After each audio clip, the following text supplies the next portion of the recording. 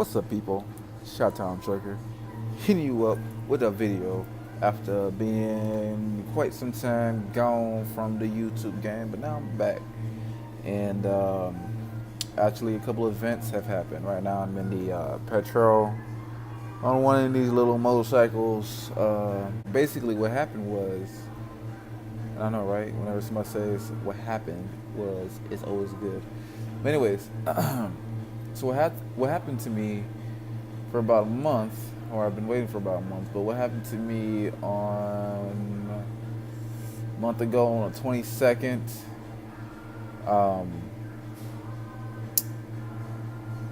my truck got hit. And I was inside the truck and I was sleeping. Me and my wife, we were sleeping inside the truck, and it got hit by another driver that was not paying attention. You know, the driver was from a company that is very small. I don't know I do know the name of the company. I was actually able to catch down with it. I'm gonna show you guys a clip of when he hit me, and he took off. He didn't stop, but I was able to catch him about 2 miles down from the TA where I was parked at, and in Nevada. This happened in Nevada. So, and I was on my way to California with a load. But anyways, so he hit me, didn't show no signs of stopping. I chased him down. When I chased him down, told him to stop, he pulled over. I looked on the side, like, the trailer where the damage would be, and lo and behold, my white paint is all up on his wheels. He has a gash on his tire, which is leaking air from when I stopped him, was leaking air. And we exchanged informations. I basically got all of his information down, everything that I could. The only information that I didn't get was, I think, his phone number and the trailer, something with the trailer. Yeah, that was about it. But any other information you could probably think that I can get, I basically got and obtained. So I was good on that. So I'm trying to make the story kind of short and sweet. So basically, just bear with me. I had to wait. No, I called the cops. So there's a police record, but they couldn't make an incident report because it happened on private property. Lucky me, right? It happened on private property. And also, when I was parked next to this guy, I pulled up next to him, and it was on a dirt road. At this TA, it's a dirt path, so truckers really make their spots between each other. So the spot that I made next to this guy was very wide, open, like a good 5-8 feet from apart. And when you see in the video, you can see that he has about almost 2 truck lengths of room to make the right turn, because he was on the left side of me and he turned right, and the trailer grinded all up on me because he wasn't paying attention to his mirrors, and he just turns. He's basically fresh, brand new. This type of company, and I'm gonna tell you guys, this is the type of person he was. He was a Pakistan, something like that. You know, no, I just know it's Middle Eastern, right? So I know basically from when I was looking at the names of him and the boss, they're family. So this guy probably just got his CDL, and his cousin or whatnot probably just gave him the keys to his truck, and boom. Next thing you know, I was to be there, and he hit my truck, or whatever. I don't know. He said he's been trucking for 2 years, or no, he had a CDL for 2 years. But I mean, who makes that mistake like that? Like, you'll see, like, he's parked next to me. He just turns. Like, somebody with 2 years experience just turn. As far as I know I don't do that. And I only got 1 year. 1 year. And then when I caught him on the side of the road, his main focus was leaving the area. So he was still trying to leave After I got the information, I'm like, no, you're gonna have to wait until the police come. If you leave, I have all your information. If you leave, it's gonna be considered a hit and run. I'm pretty sure you're not gonna want that either. So, police got here. Needless to say, they were basically on my side, and it was crazy. So the police did their thing. I gave them all the information, wrote a statement down or whatnot. They got that. It's cool. By the time it got done, it was already the sun was rising. So once the sun had risen, I drove back to the TA because I can't drive because he knocked out the front whole end of my truck on the driver's side. Messed up the mirrors a little bit and kind of gave him a little good scraping. And yeah, so basically I called my insurance. And first, I called my insurance that I have. I did everything I was supposed to be doing, and got a little confirmation or, whatever number they give you, accident report number, whatever. So I contacted my job, told them, basically, well, here's the deal, here's just what's going on, blah, blah, blah, whatever. So I did that. They got a record of that. They got a note of it, and I was still on the load. To let y'all know, still on the load. So, I'm gonna drop the iPad. But anyways, I was on load, and for about 4 or 5 days, I had this load on me. On I think the second day that I was sitting at this TA, I actually decided to move or head to the shop where there was a Volvo shop because my truck's a Volvo. So I had to head to a Volvo shop. So I headed to a Volvo shop, right? Get there about an hour in the daytime. Luckily I didn't get pulled over during that whole transit because the headlight still works, it's my turn signal that didn't work. So I couldn't basically drive or continue working, so I was basically shut down from that. So I'm sitting parked and everything, and then luckily there was a petrol and then a Volvo/Mac shop literally across the street from each other. So all I gotta do is cross the street and go to the shop, whatever. So I let the shop know everything, get an estimate from the shop, do everything I need to do. Boom, everything's in order. Boom. Now it's just a waiting game for my insurance to go for the payment. Now I'm gonna tell you guys, during those couple days before I even left to go to the Volvo shop, I called the other guy's insurance, to see if they made a report about the accident. All right, call up there. I talked to the lady. The lady was clueless basically when I, gave her simple information and stuff like that, and asked her if they received a report during this date and everything. She checked. They didn't receive nothing during that date. Interesting. So basically, they didn't report anything. They were trying to, not handle it, any of that sort. So I gladly took my own liberty of making a report, and I gave them the same information that I gave to my own insurance. Told them everything. I got a number, confirmation number, or whatever, from them too. Excuse me. So I got a number from them, and now it's just another waiting game for somebody to be assigned to me on that side. So by that time, I'm already at the Petros, just sitting and waiting. Yeah, so just chilling. And let me think. What else did I do?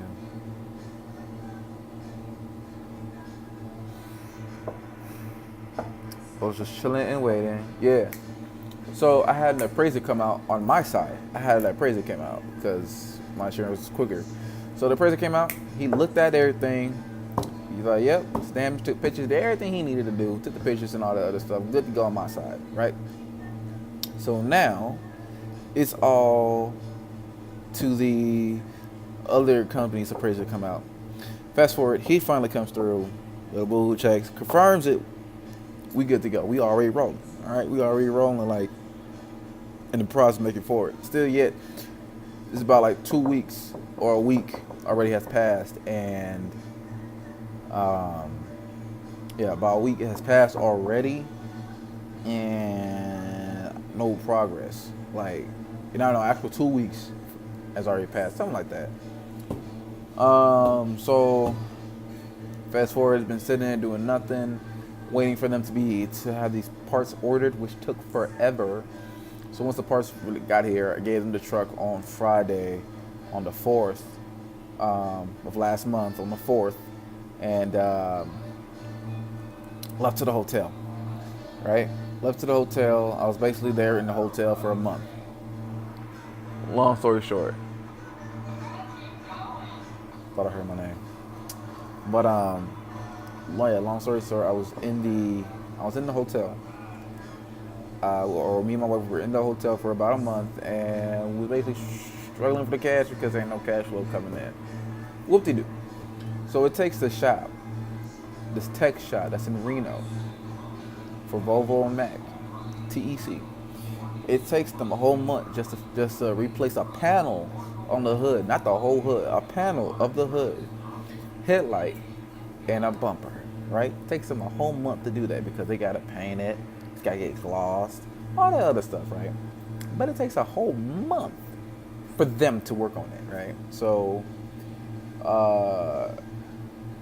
basically on that day when we went and picked it up, I think like a day ago or the other day, on Thursday, it was Thursday, I called up there, and a guy, Rick, who we've been talking to this whole entire these weeks, every time I call him, he'll say like, you know what, you can come pick it up on the 14th, 15th, and then, or we should have it done by then. Okay, cool, get the hotel until then. And then I'll call up, on that following Thursday or whatnot to see if everything's good. He'll extend it the next week, say something else happened. So I'm like, I don't know if I don't feel like y'all actually working on it or whatnot. Y'all just chilling. Y'all already got the money from the insurance. Y'all ain't getting no more money. So why are you over here playing? So basically they was trying to extend it until, because it was like the last week we were staying there on that Thursday. And he was trying to extend it again till Monday, Tuesday, that it'll be done. And then basically at this point, all they had to do was just put on a hood and pop the bumper in place, just stick it in there. You know what I'm saying? And then tie the bolts and nuts on it. That's all they had to do.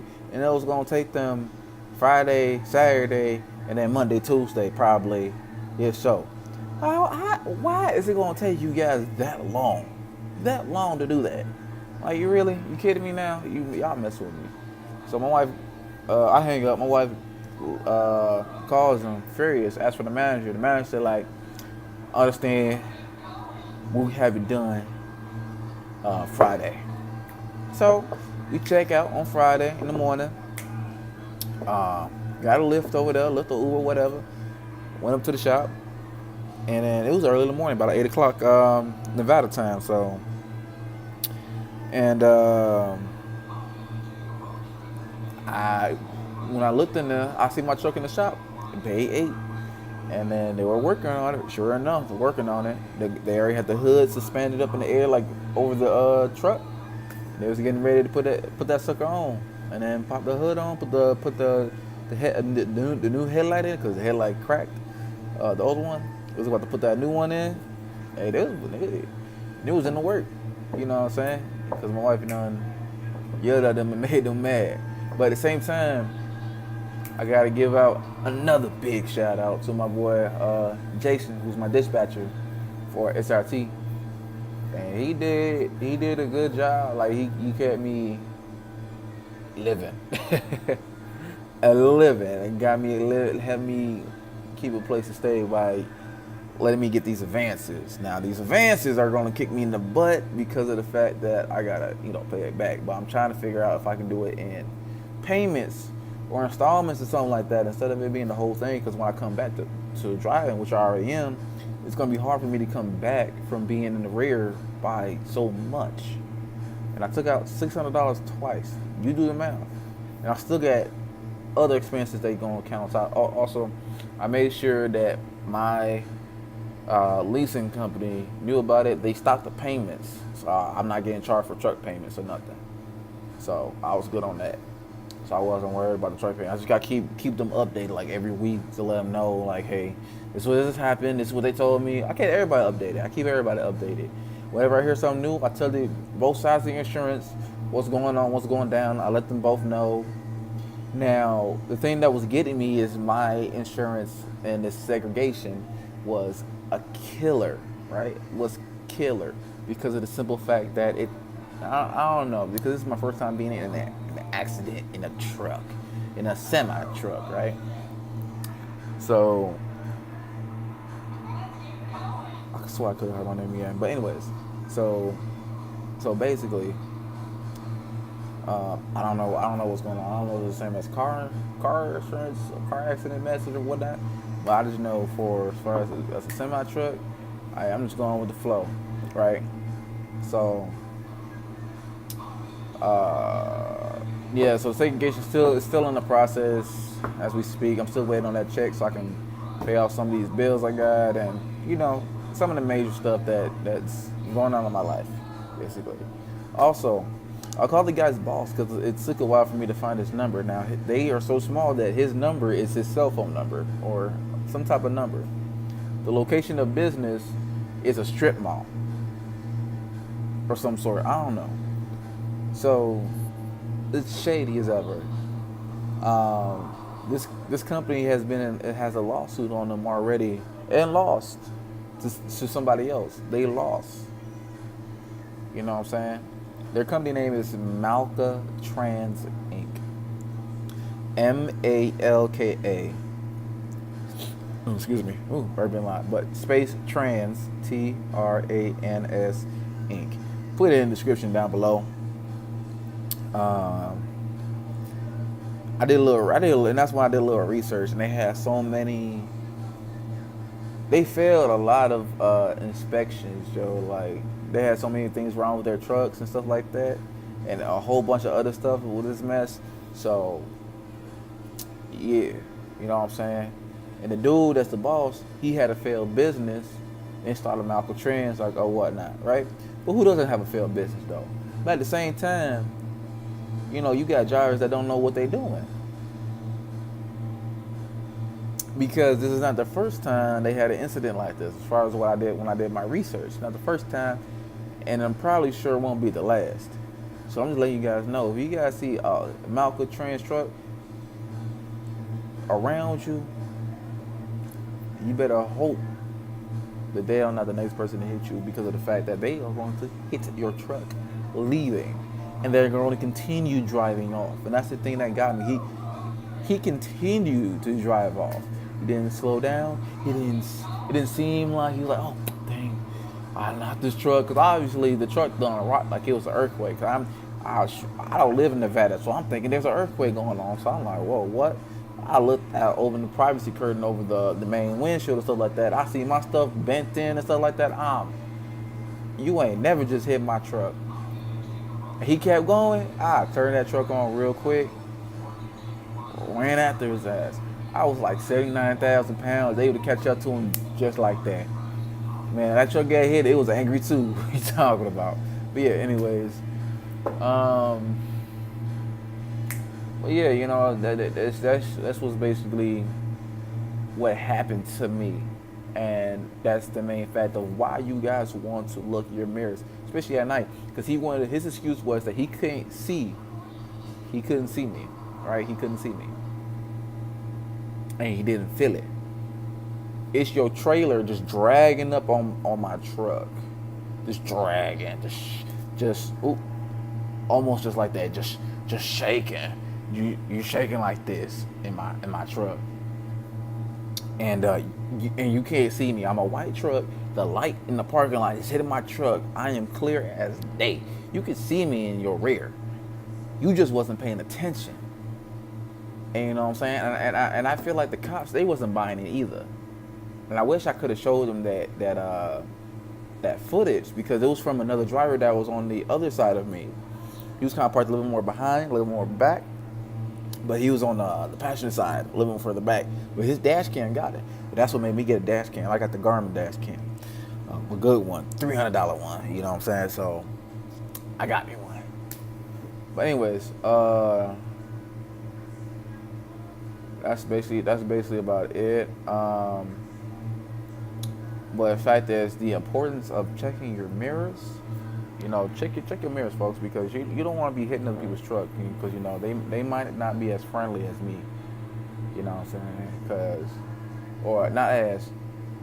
Because other people just knock your stuff in, just knock it in, because of the fact that you just hit their truck. And plus, I'm leased, so the fact that my company ain't finna give me no truck or nothing.